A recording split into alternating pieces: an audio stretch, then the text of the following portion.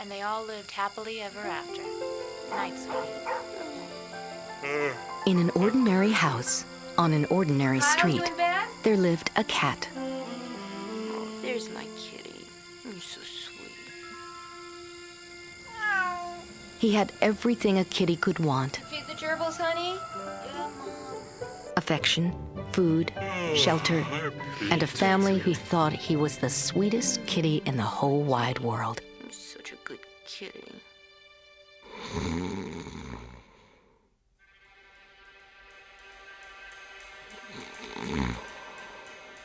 But this is only half the story.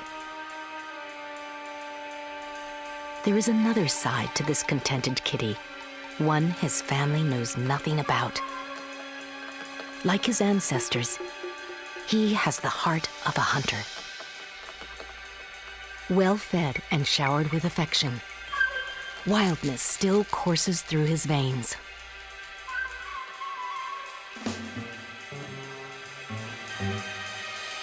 He may look domesticated, but look again. This is a real-life Jekyll and Hyde. It is the paradox of the cat. There are more than 100 million cats in the US alone. What goes on in their secret world?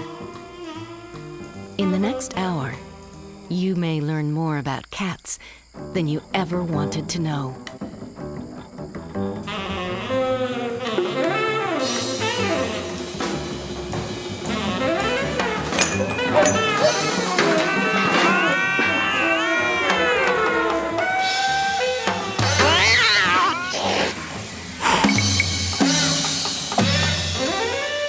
It's 8 p.m.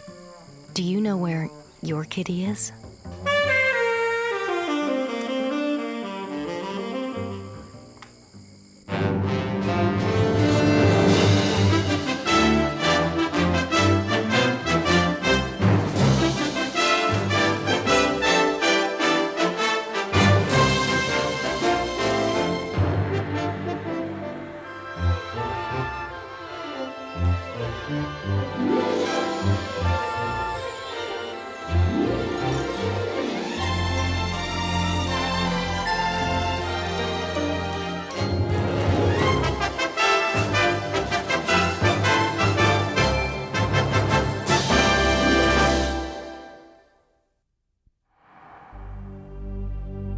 Magnificent, elusive, and deadly. The cat family boasts 38 species of feline ferocity, including the diminutive wild cat.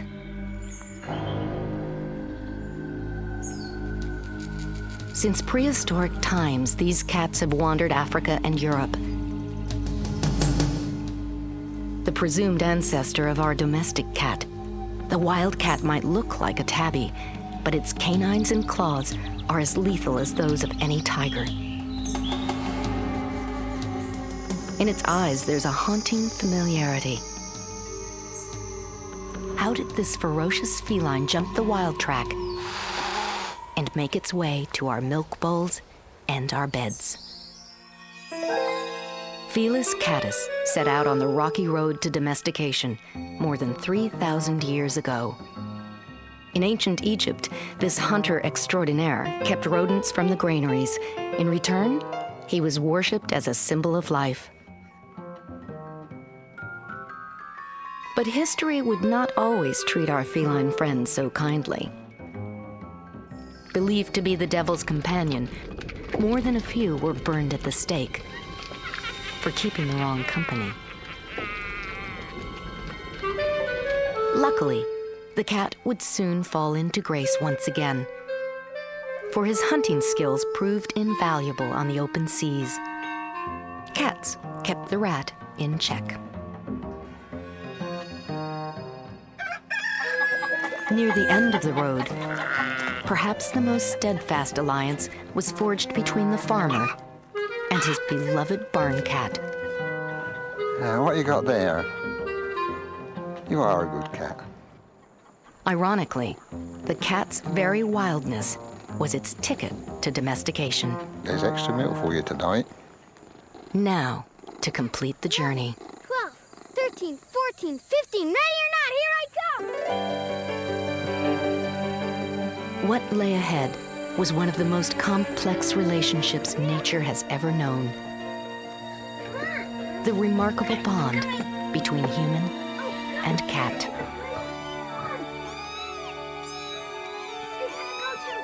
Hurry up!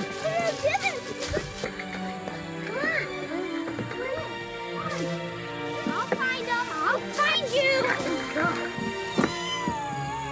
We were drawn to a creature we could never fully tame. Wow! Hey guys, look what I found! We would overlook their wildness and welcome them into our lives. Wow! How cute this guy is. When the dust of the eons finally settled, we found ourselves inexorably linked to the cat. This extraordinary creature had found a permanent place in our hearts and our homes. Mama! Mama! Mama! Mama! Mama! Look what I found! Can I keep him? Please? Please? At last, the cat managed to dethrone the dog as the most popular pet in the Western world.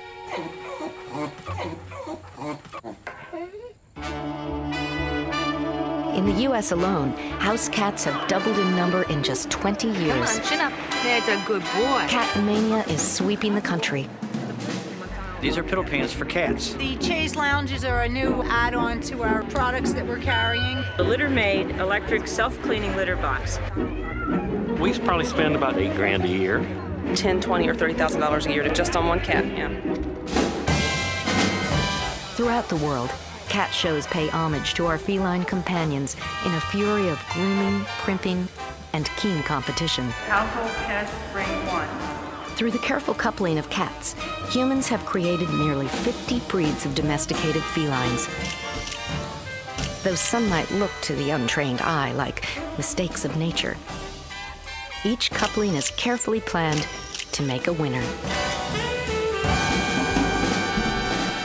But a cat needn't be a winner to be the object of affection. Well, it's Rush's 3rd birthday. We have birthday cakes for us, so why shouldn't we have a birthday cake for our 4-footed child? The Ross family has taken feline adoration to new heights. They're very much our family. I think food's coming. Well, hi, Newt. Dinner served. Hey, Rush, here's some food coming. Boy, chicken. My husband spoils the cats. Of course, I don't. There's a little And so more he chicken. Tell you always what, Russ, has the you cats get eating cat, with us the at the other table. hasn't been to here. One more bite, but don't let it spoil you. It won't get the same thing tomorrow night. They like to have the food that we're eating. And they oftentimes will eat very peculiar things. Things that they would never eat if you would put it in their bowl. Dallas Cowboys posters, and so I said, As you can see, our cats are very well fed. But well-fed cats still do hunt. So we keep them inside, and our cats are never bored. Shirley Ross clearly loves her cats, but even she knows there can be too much of a good thing. When I was a child, there was a family down the street who had some cats, and they didn't have them altered, and there were kittens born all the time. Well, of course, I thought that was great because I love kittens. Super kitty! Mine! There are more than 10,000 human babies born in this country each day, and more than twice that many kittens.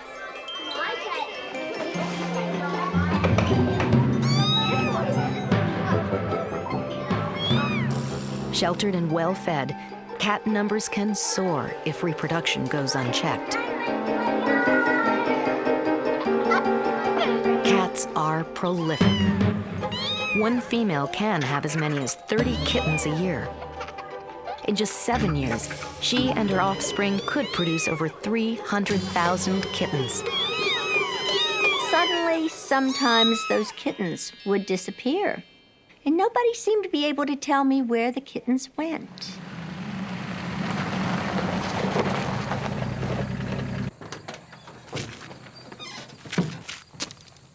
With such feline fertility, unwanted cats are a sad byproduct of our domestic bond.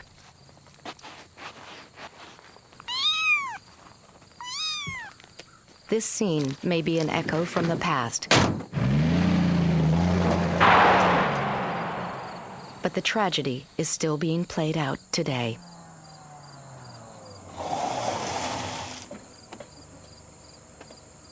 Even now, hundreds of cats are abandoned each day in the U.S. alone.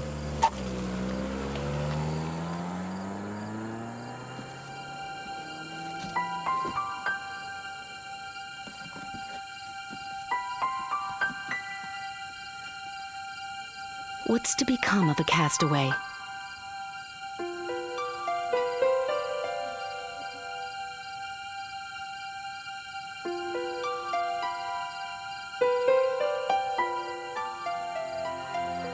He is suddenly faced with the struggle to survive in an alien world. But the cat holds a wild card, a gift from his ancestors. He is one of the Earth's most adept hunters. Good news for the cat, but bad for the locals. There's one more predator on the prowl, and when push comes to shove, he's not a picky eater. Another key to the cat's success.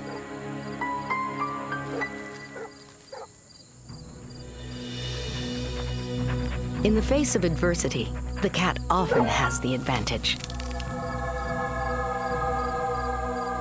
Armed with sharp claws, he's not restricted to terra firma.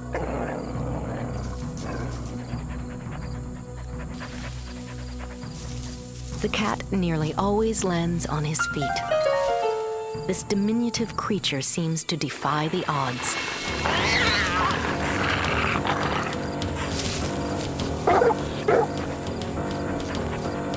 With a flexible backbone like a cheetah, the cat can run up to 30 miles per hour.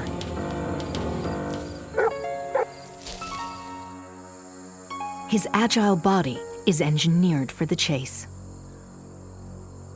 But at times, the best strategy is to seek shelter and wait. For the tables will soon turn for Felis catus.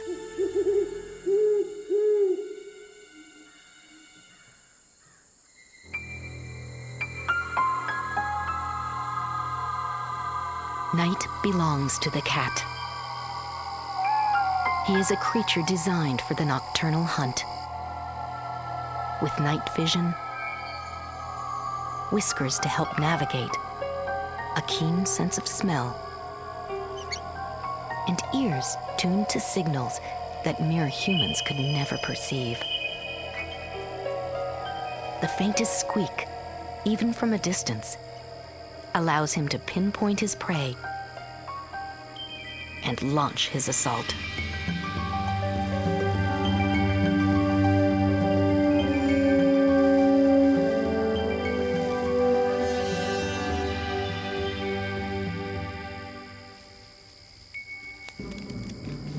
Only the fortunate manage to escape this master predator.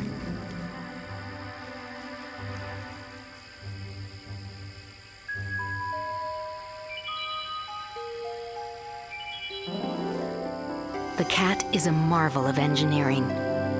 His supple spine allows acrobatics of which we could only dream.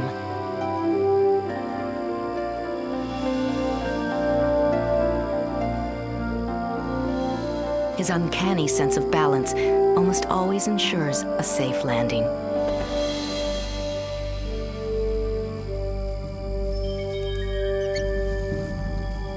With persistence and precision, the cat gets his mouse.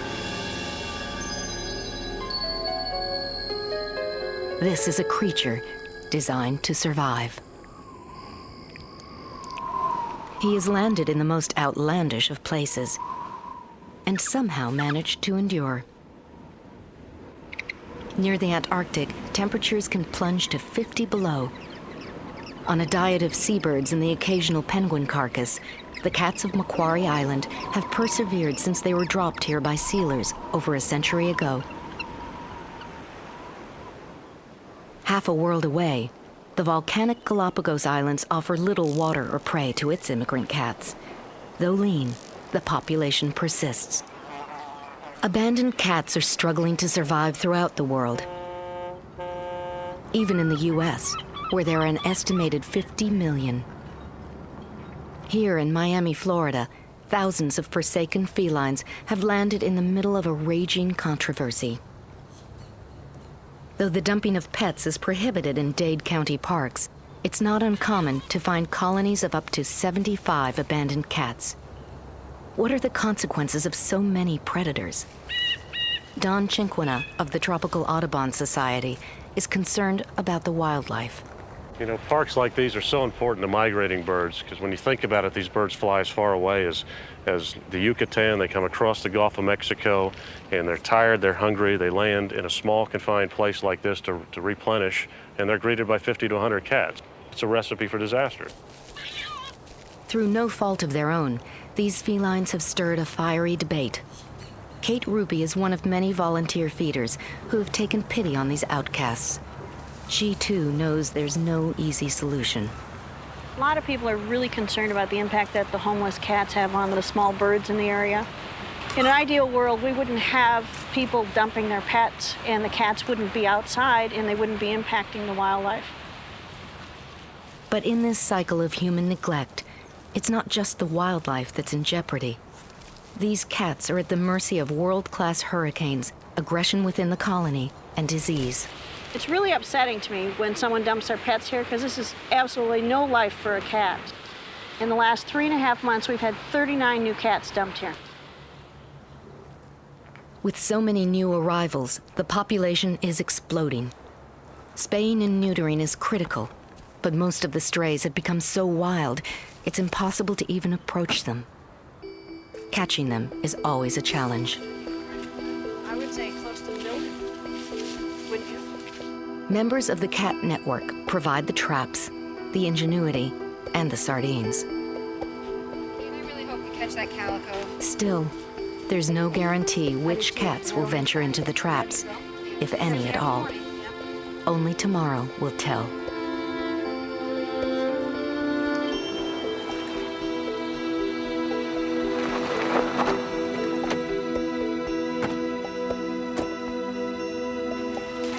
Got one already. The night's bounty has been good. Kate? Hi there, baby. Is this the orange you were looking for? Yes, it is. I'm concerned that he's really sick. Looks like he's going to have AIDS with all of those marks. Come on, Martha. Off to the vet you go.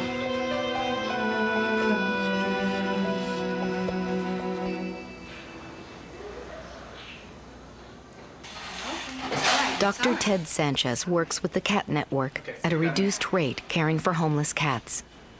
The rest of the funds come from volunteers like Cindy Hewitt, who contribute thousands of dollars each year. Okay. We're going to be taking a little blood test, and we're just going to try to rule out a couple of viral diseases that they commonly get. It's a male, and these guys tend to be a little bit more prevalent in the males than in the females because they tend to have more sexual contact. We're just going to take a little blood. Cats are vulnerable to 2 lethal viruses. Feline leukemia and feline AIDS are both highly contagious and deadly. It's not a pretty death. Cindy, I think we may have a positive here. You can tell here. We'll see what the test comes out, but you see the gums, they're real red. He's got a pretty good gingivitis here, which is one of the common things we see with feline leukemia or FIV, plus the fact that he's a male. So we'll wait. He's got a couple of variety of skin lesions as well, so he's not in the greatest shape. He's been eating well. He's not too thin, but this is a bad sign. It really makes me sad that the animals suffer. And anytime I have to put a cat down, it really bothers me. Sure. But if you leave him, then he's going to infect the others, Sure, it's the right thing to do, unfortunately. And he'll also have a really miserable death. If they go through the course of this illness, it's not fair to them. They suffer too much.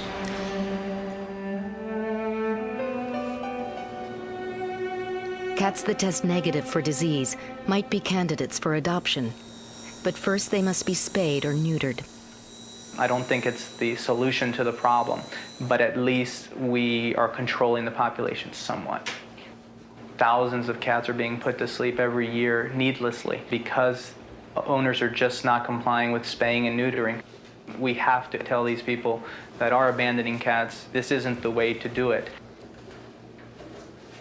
Spayed and neutered cats have the tips of their ears clipped to serve as a permanent record. This kitten has become too wild for adoption. Once she's recovered from surgery, she'll return to the colony to face an uncertain future. You doing all right? All right. It's a dismal solution for the cats and a precarious one for the wildlife. I'm so afraid. Well fed and spayed, a cat can still hunt. But where are the thousands of homeless felines to go? Until an answer can be found, migrating birds may come face to face with yet another predator. But it's not just the homeless that hunt. There are more than 60 million house cats in the US, and many are on the prowl night and day. What is the impact of these unleashed predators? This couple, please. The answer is clear at the Wildlife Center of Virginia. Dr. Ginn's cat attack coming in from Harrisonburg. Many of the patients are casualties of ordinary house cats. We have 2 injured bunnies. Most are mangled beyond repair. Cat attack coming in from Stanton. Suture, please. Each day brings new drama for Dr. Ned Gentz and his team as they try to piece together the victims of cat attacks.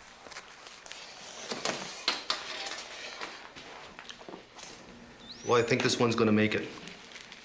Although probably half don't. Casualties pour into the Wildlife Center night and day. Pet owners are often shocked to find that their well-fed cats are killers. Though some have been declawed, the attack is often just as gruesome. This one was injured on its eye right here. And it was bleeding this morning really bad. And this one was injured on its leg there. Oh, you better put it back in. The hospital recovery room is filled with creatures that fell prey to the claw. Most require intensive care. But for every recovering patient, there are 4 others that didn't make it. This represents 2 weeks of cat attack victims brought here to the Wildlife Center of Virginia, the non-survivors. We probably have an equal number of animals in the intensive care unit still being treated now that we hope will do better than these, but statistically about 80% of the cat attack victims that we see here don't survive. Cats are incredibly efficient hunters and predators. This poor bunny was effectively disemboweled by the cat that caught it. Creatures lucky enough to survive an attack face yet another peril. Cat saliva is almost toxic by itself. Getting bit by a cat is like injecting poison into a wild animal. A wild animal, if a cat bite that doesn't die from the trauma, will die of an infection within 24 to 48 hours. As a wildlife veterinarian, it's my job to take care of sick and injured wildlife, and I like to do that. But this is a waste. These animals didn't have to die. If people would keep their pet cats indoors, these animals wouldn't end up in my wildlife hospital. What's a cat owner to do?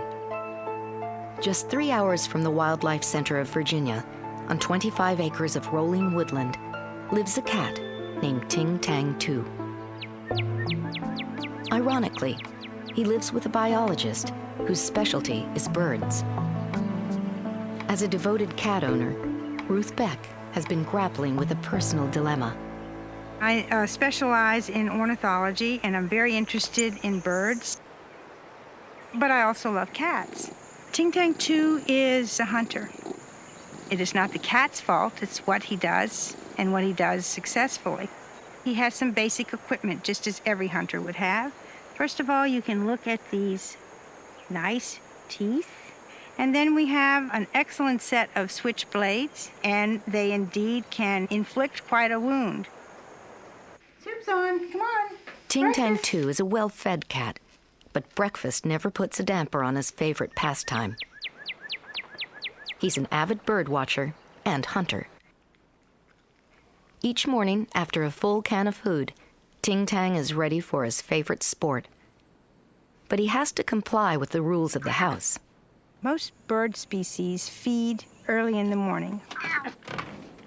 So just by not letting him out until 10 or 11 o'clock and for just a few hours mid-afternoon when the birds are less active will certainly help to prevent the cat from capturing the birds. Ruth has found a compromise that gives the cat some freedom, but gives the birds some protection as well.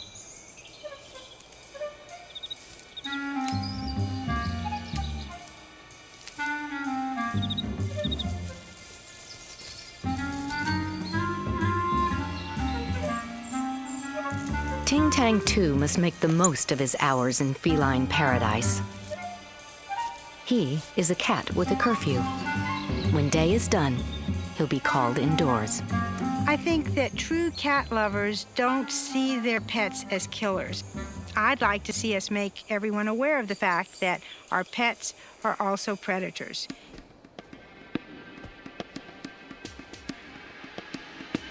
If we come to terms with the fact that our cats do hunt, the question then becomes, how much are they hunting? Look at this. That's just what the British Mammal Society set out to discover when they launched their survey called Look What the Cat Brought In. Just bits, a bit ghoulish, really. This is brilliant. Yeah, it's good, isn't it? Excellent. Some of them are a bit worrying. There's a swallow on here, which is just a bit concerning. The Society has found itself buried beneath a mountain of responses. For Michael Woods, processing the results has been daunting. Come on, I can't have you sitting on top of all my work. No. Well, I have a very ambivalent relationship with cats. I love the way that they move, and I think they're beautiful animals. But I just hate what they do to the wildlife. The Society invited the public to register their cats for a 5-month period, detailing every creature their kitty dragged home. The amazing thing is that we've had results from 750 cats, which is a huge amount, and much better than we'd expected. We've got a lot of them analysed, and it's giving us some really good answers. And some of them are real big killers. There's some big killer cats out there, and they're causing quite a lot of mayhem. Remarkably, and almost as you'd expect, the traditional prey of the cat, the mouse, has come out much the highest. If you extrapolate up to the number of cats we have in Britain, which is around about 7 million, and that's just the tame ones, the wild ones are on top of that, then we're looking at something around 200,000 mice are killed every year by cats. And then we have voles, and then after that, shrews. The mice are interesting because a lot of people think we don't need mice, because they can be a pest and a problem, and particularly if they get into the house. But mice are very important, along with the other small mammals, as prey species for our natural predators. Then if we turn to the information we've got about cats, we find that a third of them approximately wear bells. Wearing bells seems to make almost no difference at all to the amount of prey that they catch. They still go out and catch just as much. And colour of cats seems to make a difference. White cats appear to catch a lot less than some of the other more camouflaged cats. And I guess it's colour that does that, particularly at night if they're hunting at night. The survey's certainly shown that however much you feed a cat, it makes no difference at all, and the cat feeds, and it's just as likely to start hunting immediately. Out of 750 cats, one of the biggest killers is Missy, a female cat who lives down in Dorset and who has killed over 7 pages worth of small mammals and birds for us to include in the survey. So she is a real, wicked thing to have out there.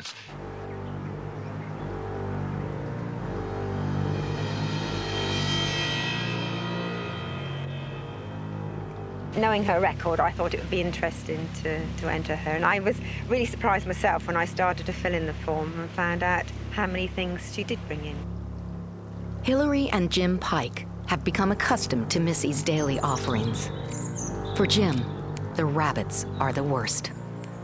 They all start from the skull and eat the head first.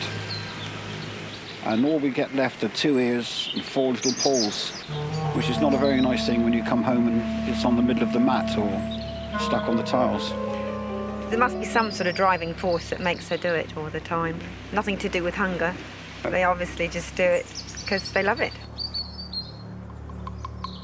The spot you see along here, she lays in there in the summertime, and the swallows zip along, come down to along the top of the pond to drink, and she just leaps up and grabs them clean out of the air, and just a big snatch, and they just stun them, and then she's got them.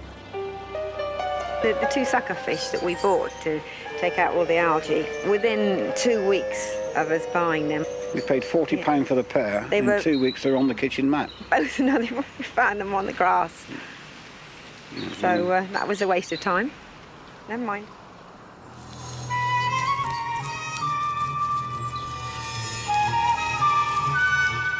Well, I've been collecting what Missy's brought in for the last 2 weeks, approximately. So, would you like me to show you just a few of the items? Or bodies, I should say. There's a little bird, I'm afraid. Just looks as if he's asleep, but unfortunately, there's one gone.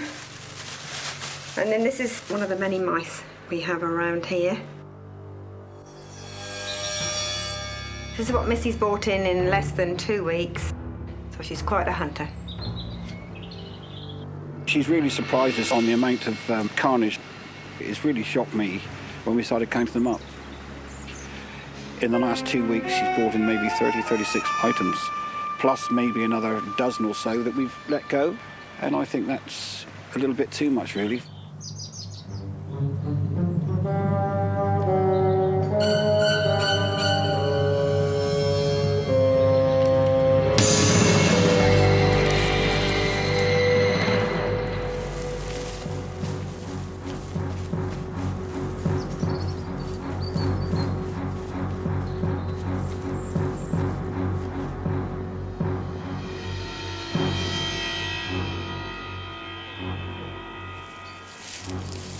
I'm quite proud to think that she was one of the top cats, but knowing how much stuff I didn't write down because I wasn't here to see it, I think she was actually the top cat.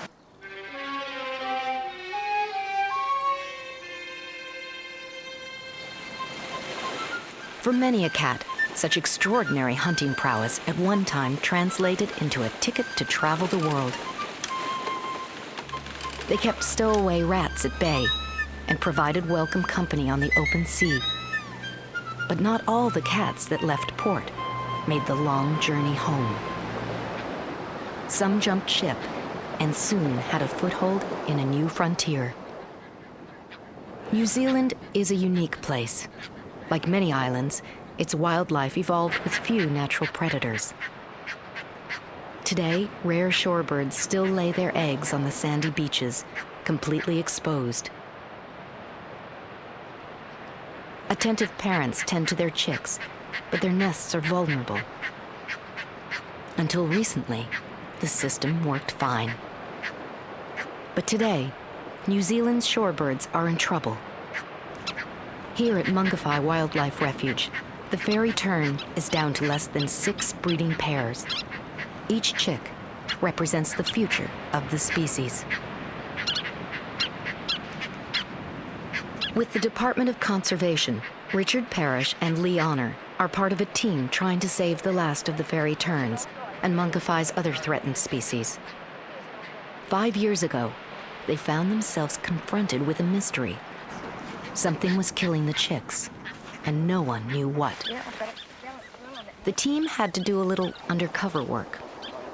One year we lost a lot of nests of the fairy terns and we didn't know who was doing it, so we decided to set up an infrared camera 24 hours a day on the nest and try and work out who was taking the eggs and the chicks.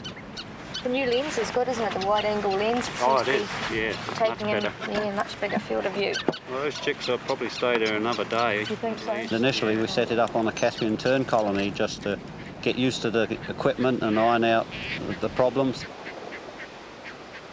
What they discovered was both alarming and macabre. We ended up catching a cat on film, and over 4 nights that cat took out 40 chicks. The interesting thing for me was that the cat only ate the heads. They left the bodies behind. Over the next 4 years, they trained the camera on various nests and found more gruesome evidence against the alien predator. As a result, feral cats are now being eradicated in Mangawhai Park. New Zealand is just one example of what can happen when a cat comes to stay. Here, in a land where temperatures can soar to 120 and there's often no water in sight, it's hard to imagine any creature surviving for long. But the cat has adapted once again. In the middle of Australia's outback, it must eat whatever it can find, be it roadkill or Australia's endangered wildlife.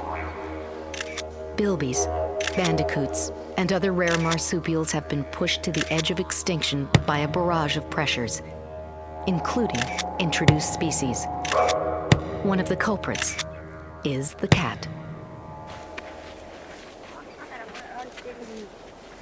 For at least a century, feral cats have roamed this harsh expanse, and yet they remain elusive, even to those whose ancestors were here long before them. In an effort to unlock their secrets, Parks and Wildlife biologist Rachel Paltridge has enlisted the help of experts.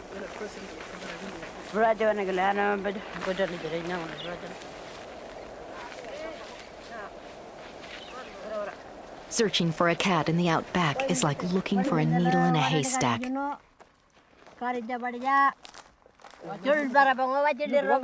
Yet these Aboriginal trackers are able to read even the most elusive signs in the shadows of the sand.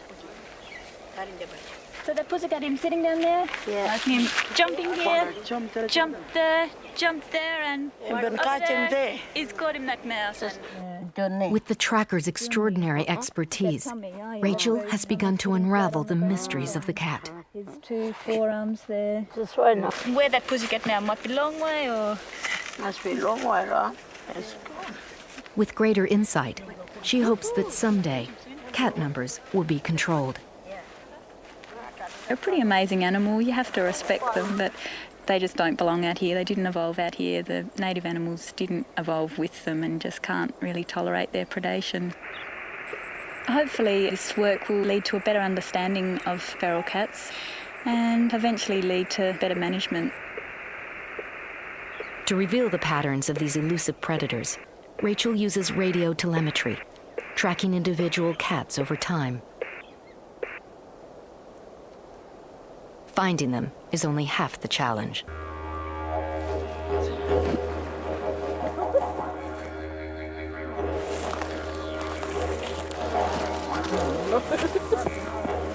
Feral cats are as ferocious as any wild animal. Before handling one, Rachel must first anesthetize it. Cat bites are not only dangerous to prey, they can infect humans as well. We caught this cat about 4 months ago using the Aboriginal trackers to catch it and radio collared it, and we've been following its movement patterns in those last 4 months.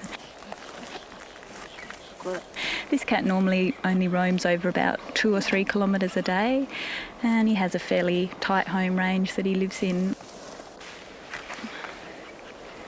4 kilograms. He's lost about 300 grams in the last 4 months. I don't know if it's maybe times are getting a bit tough, there might be a bit less food around. I just wanted to check that his collar was still okay, not rubbing on his neck, and just check his general condition. But he's fine, so we'll just let him go here and continue tracking him. Any cats that are not part of Rachel's study might find another fate awaits them. It is a twist of irony. The cat has helped push much of the Aborigines' traditional prey to near extinction. In doing so, it now fills an important niche itself.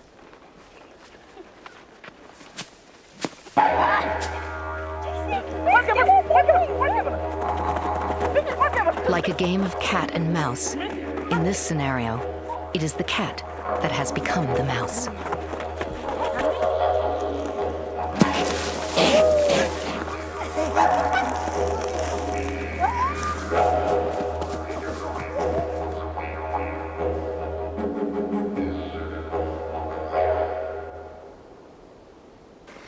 Gonna cook this one up for supper tonight? Well, we gotta cook meat. Yeah, good meat. These people have been eating cats all their lives, and it's quite an important part of their diet. So they'll probably cook it up on the fire tonight. Good bush meat. Yeah. Now that the bilbies, bandicoots, and other medium-sized mammals have all but disappeared, the cat has taken a place in the food chain.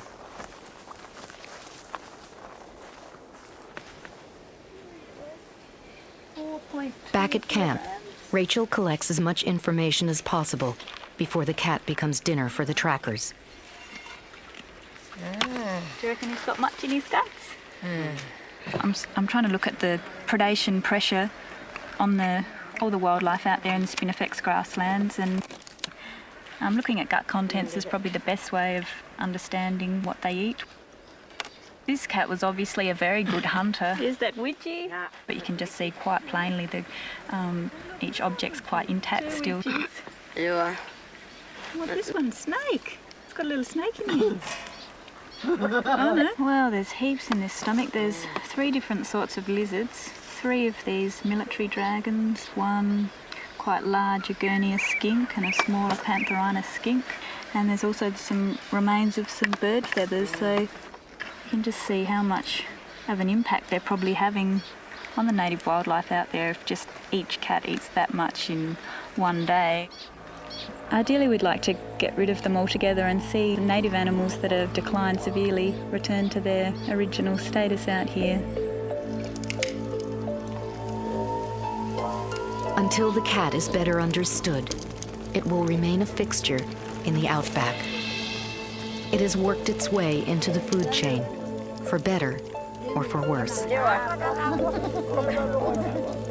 There is a new order here in the heart of Australia, and it's not a kind one for the wildlife or the cat.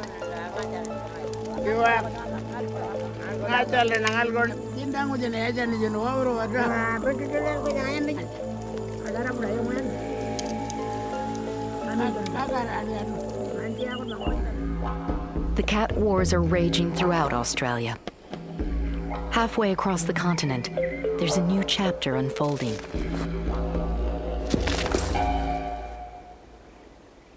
On 160,000 acres of land, a wire fence stretches as far as the eye can see. Why would anyone put up a 150-mile fence in the middle of the Australian outback? The world has lost 40 species of mammal over the last 200 years. 23 of those were Australian. At present, about 1 a year we're losing, and that's just not acceptable. John Walmsley is a self-made millionaire and rabid conservationist. Considered controversial by many, his passion for native wildlife has fueled his ire against the cat. Well, let's talk about cats. This is a feral cat, and they came to Australia about 500 years ago, probably with the early shipwrecks off the Western Australian coast, but they couldn't cross Australia until the rabbit came. The rabbit came late 1800s, and that allowed the cat to cross Australia, and that's when the devastation started. I love Australia, and I love the Australian wildlife. I've taken on the job of saving them, and I am going to save them. It's as simple as that. For over a decade, Walmsley has bred endangered species in captivity to ensure that Australia's unique creatures don't slip away. We were an island, we had no serious predators, and all these incredible creatures evolved like they were marsupials, most of them, and they evolved to do wonderful things. We've got banded anteaters with fluffy tails. We've got kangaroos that burrow in the ground like rabbits, and we're losing them. We've got the bilby that looks just like a cartoon character. The world would love to see our animals, but they can't because they're all going. Walmsley's dream to create a safe haven for native creatures is getting closer all the time.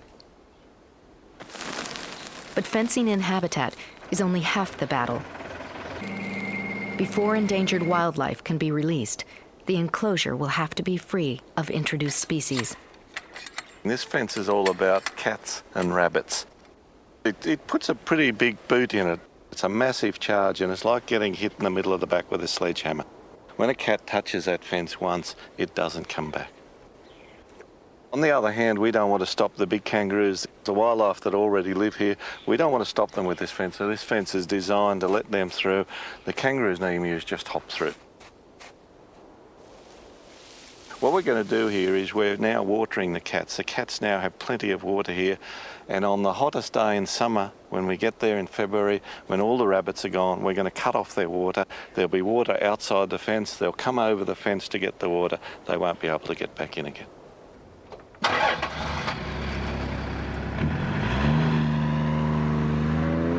For the cats and rabbits that don't take the bait, Walmsley called in an expert.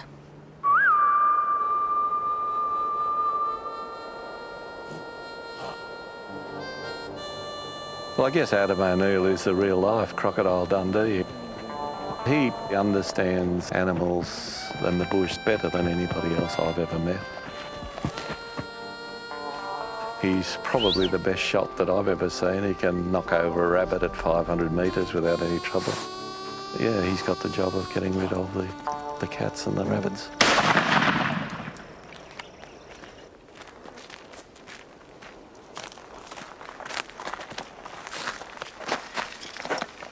Well, I love the cat, along with every other animal on this planet.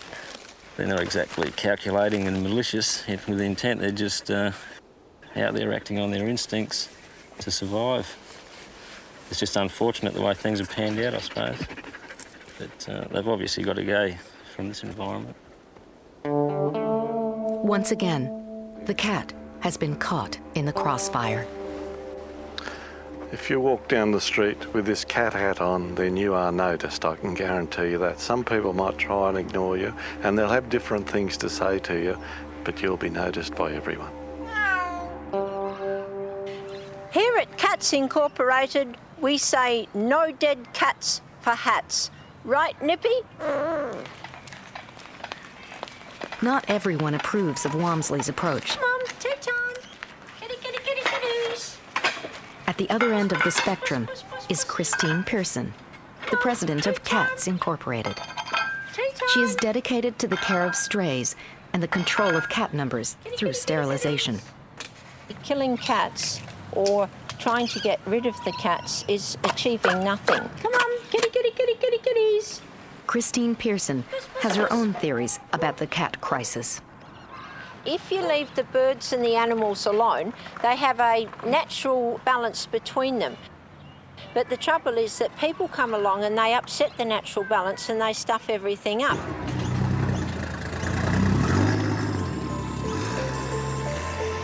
And so the cat wars continue to rage. Where does the solution lie?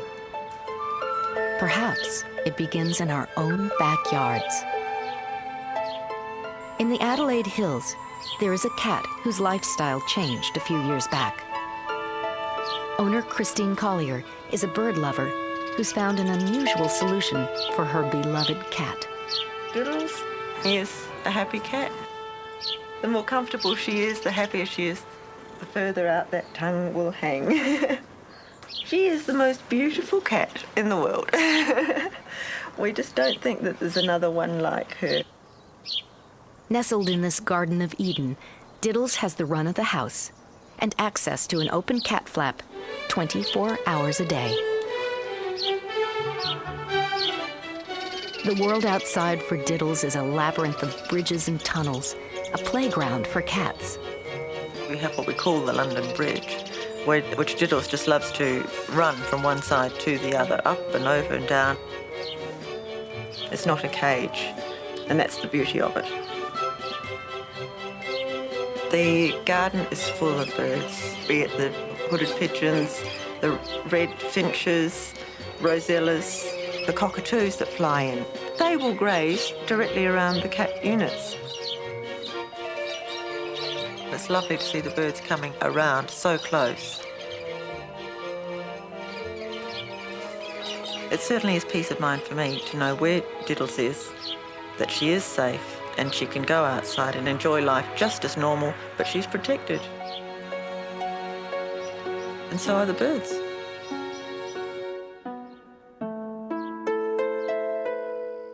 Back in Virginia, another cat is yielding to domestication. Ting Tang 2's moment in the sun has come to an end.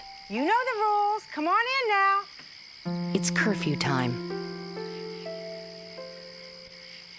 Good boy. Oh, yes, it's time to come on in. Until tomorrow, there will be one less cat on the prowl. Through the millennia, cats have found their way into our hearts and our homes. Mama, look what I found. Can I keep him? Please, please? But has our passion for these creatures also blinded us to their natural instincts? Has domestication gone awry? With cat numbers on the rise, Felis catus is getting away with murder. Well-fed and sheltered, these predators are gaining a competitive edge against which few creatures can contend. Most simply can't compete with the extraordinary cat. In the time it's taken to watch this film, cats in the U.S. have caught as many as 100,000 mammals and over 30,000 birds. As for Missy, last month she caught 5 rabbits, 17 shrews, 11 mice, and 7 birds. 9 more cats were dumped in the Miami park.